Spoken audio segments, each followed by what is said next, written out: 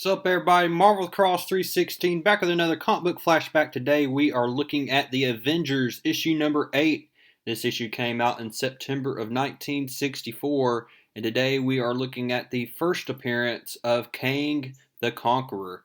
And my goodness, y'all, this is probably the hardest villain that the Avengers have come up against so far in this series.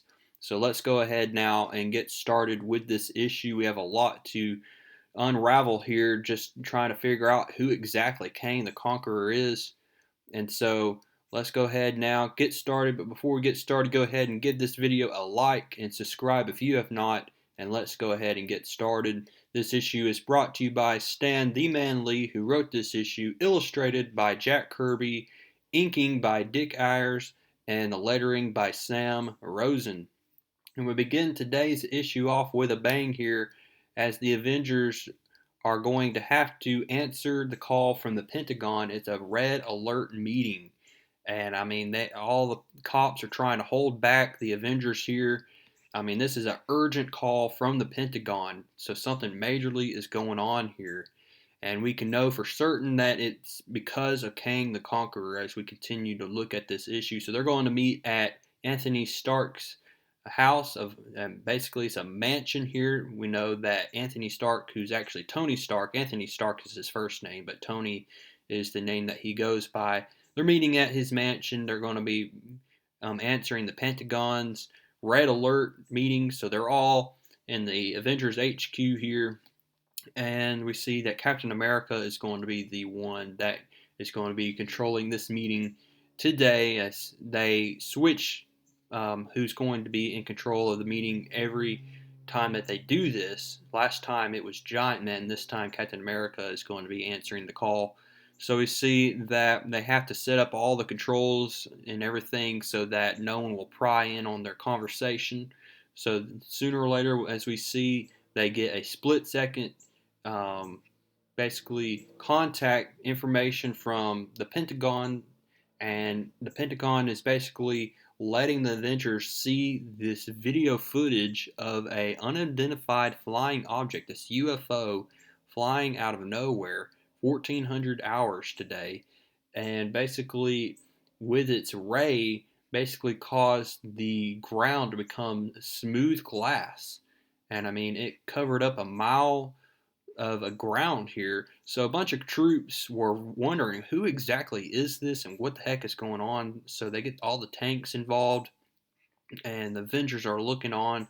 All of a sudden, we see that then this vibration ray comes from this UFO and causes these tanks to just literally fall apart, break into pieces here. And so we see that there is futuristic technology on this UFO here. And it seems that the weapons of the 20th century have no idea how to counteract these futuristic technologies here. And out steps our main villain for the issue, Kang himself, Kang the Conqueror. And he's basically come here to rule the 20th century. And so, what exactly is Kang up to here? Well, now we see that the Pentagon wants the Avengers to confront Kang the Conqueror. So we see that they get into this V8, and this V8 then, or basically DC-8, not V8, but DC-8 plane. I mean, it just dispatches, and I mean, it is flying full speed to finally arrive where Kang the Conqueror is. And we see that Kang the Conqueror is just sitting back, relaxing here. And the Avengers are like, what the heck is this guy? And who is he? And we're going to soon find out here, as Iron Man's like, who are you? And why do you call yourself Kang the Conqueror? State your business here by order of the Avengers. And then we see Kang begins to speak by saying, my business, conquest, of course. I claim this entire planet and all its land areas as in my domain. As for you Avengers, I shall demonstrate you my powers. And so he pushes a button here on his belt, and it looks like this anti-grav ray then causes the Avengers to float up in the air. Thor then tries to hit Kang with his Uru hammer, but even the Uru hammer cannot penetrate this invisible force shield that is covering Kang the Conqueror. And man, the Avengers seem to just be helpless here against Kang the Conqueror. He is just so advanced in his technology here that it's just impossible for the Avengers to do anything. Then we see someone from DC comes from Washington DC, and he's Mr. Under Secretary. He's going to try to basically have a talk with Kang the Conqueror here, try to see if they can come to reasons here. But Kang the Conqueror basically is not going to have any of it. Then we see that Kang then decides to give a little bit of a backstory to his past here. We learn that he disguised himself as Pharaoh Rama Tut back in issue number 19 of the Fantastic Four. And then he met Doctor Doom in Fantastic Four Annual number 2. So there's a little bit of a backstory. And so then we see that while he was Rama the Tut, and after being defeated by the Fantastic Four, he then is going to get back into his time machine here, as he had invented a time machine. He was born in the year 3000, and we see here that when he was trying to get in his time machine and go back to his own time, he is instead um, projected to go into the future, but this time 2,000 years into the future, into the year 4000. And in this era, I mean, in the 40th century, it is barbaric, it's savage. Men are constantly at war. They're fighting with weapons so scientifically advanced that they cannot even understand their composition. And so Kang is like, what have I done? Now I'm living in an era, a futuristic era where there's so much scientific equipment. But we soon see that as time moves on, Kang is able to then have a bunch of people become his serfs, his slaves, and they basically build him a new time machine. And with all this new scientific equipment that's from the year 4000, he then decides he wants to go back into the past, this time to a fresher, a greener 20th century, so that then he can come and become conqueror of that century. And that's what he's going to do right here.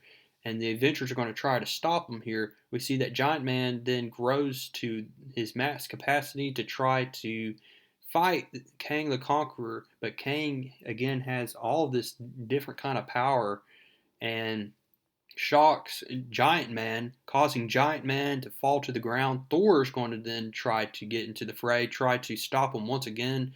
But again, Thor's hammer has no force or any power against this antimatter screen that protects Kang the Conqueror here.